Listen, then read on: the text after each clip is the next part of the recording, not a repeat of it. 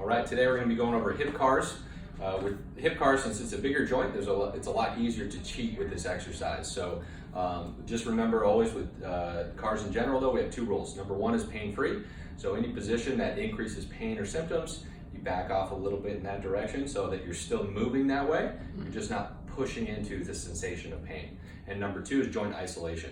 And when it comes to isolating the hip, it's a lot more challenging than our smaller joints. So we like to use something for feedback to let you know if you are cheating.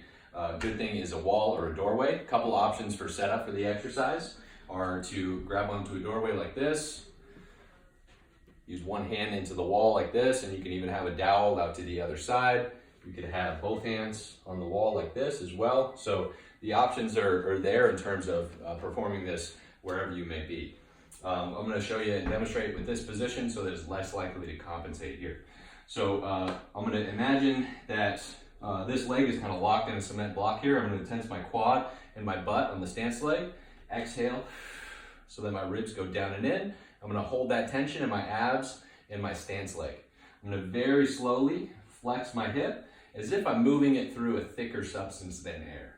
Once I maximize my hip flexion here, I'm then going to open the hip, but I'm not going to let my whole body turn here. I'm only opening as far as I can with this hip joint only.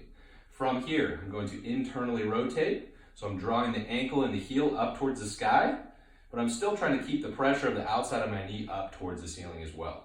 From here, I'm going to maintain that pressure out and away here as I extend my hip back.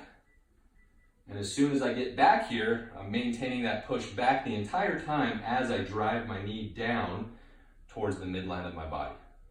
Show you again in that same direction. We flex the hips slowly first. Go to open book position. From here, internal rotation. Drive the heel out and back.